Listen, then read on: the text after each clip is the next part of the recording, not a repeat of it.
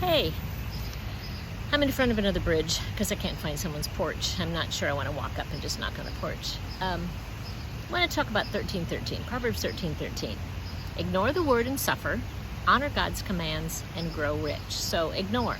I am not going to pay attention to you. Toddlers do it really, really well. Ignore the black storm clouds that are looking at me like straight that way. If I ignore them and don't roll my windows up in my car and don't pay attention, if I have one of these cool convertibles and don't put the top up, that's called ignoring. We don't want to pay attention to, we ignore it.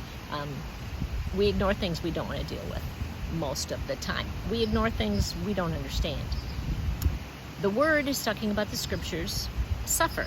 Okay, now I suffered today. I suffered greatly because I needed food and I couldn't find a good place to stop and get food. I'm really not a Burger King or Dairy Queen person. So I ended up, when I got tired of suffering, I went to a grocery store and went to the deli. Now, that's the way we use suffer, and that is not suffering. I just had a stomach ache and had a headache, and I wanted to meet that need. I have friends who are dealing with cancer. They're suffering. Our good friend passed away the other night. His family is suffering, though he lived to be a ripe old age. They will miss him.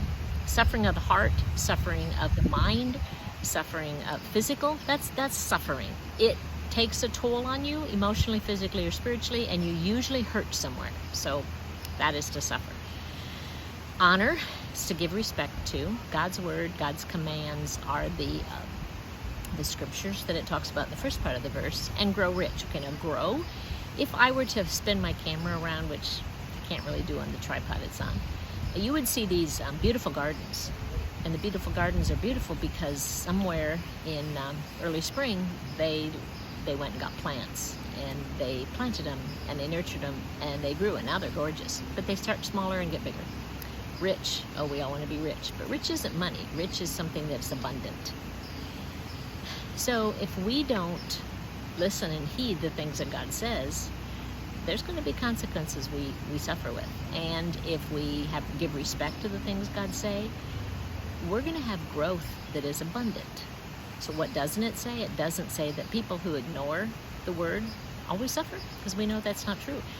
And it doesn't say if you always do the right thing, you're not going to suffer. It always doesn't say that if you honor God's commands, you're going to be wealthy, because we don't always grow rich the way our context is. God's context is different. So I want to counter it with John. If anyone serves me, he must follow me. Where I am, my servant will be also. If anyone serves me, the Father will honor. We serve a living God and we follow him. You don't really serve someone you're not following. If someone says, can I do something for you, and then goes the other way and is 3 states beyond, they're not going to be able to help me. So if you're going to serve someone, you're going to follow them. You're going to know where they're at. You're going to echo. You're going to see the need. You're going to meet the need. Where I am, my servant will be. If you're serving Christ, you're going to be in the vicinity and the approximation of where God's promises are, where God's Spirit is, where God's leading. If someone serves him, if anyone serves me, the Father will honor him. I know we don't live for honor, but we have 2 verses that talk about honor. If we honor God's commands, if we pay respect to them, and the Father will honor us, pay respect to us. And it's not kind of respect like, yes, sir, no, sir, yes, ma'am, no, ma'am, walk behind me, stand up straight. That's not the kind of honor. It's giving someone the diligence they're due. We honor veterans who served in the war for what they did. We, back in the olden days, when the king walked in, you stood up. When the king stood up, you stood up. When the king you honored them, and you did things accordingly by some kind of weird laws. We honor our father and mother. We always talk about that. Hint, hint, send Mother's Day cards and Father's Day cards. It's a very simple way you can honor, but it's just you're giving respect. You're not doing everything they want every second they want. You are not giving up your life to do whatever they need you to do. That's really not honor and respect.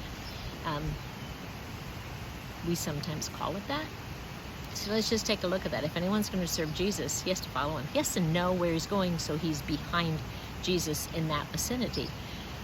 Where I am, my servant will be. Servants usually followed right alongside behind the master, so anytime there was a need, they were right there. Are we following alongside Christ close enough to have a clue what he wants us to do? And if anyone serves me, the Father will honor him. Now, I am not serving Christ to be honored, but I am serving Christ in my heart, and things will happen because that's my dedication. It's an interesting thing when we serve to be honored and lifted up, because then it's an ego problem. But if we serve because there's a need, there's going to be times we get a pat in the back.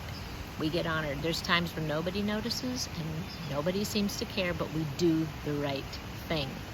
So if we ignore God's word, if we just don't pay attention to it, first of all, we can't follow him. And there will be consequences we will suffer from. But if we honor what God says, we will grow rich. We will have our needs will be abundantly met, and we will not know how to handle the excess. But the biggest thing is if anyone serves me, he must follow me. Are you close enough to Jesus to see where he's going so you can follow him? Something to think about. Have a great one.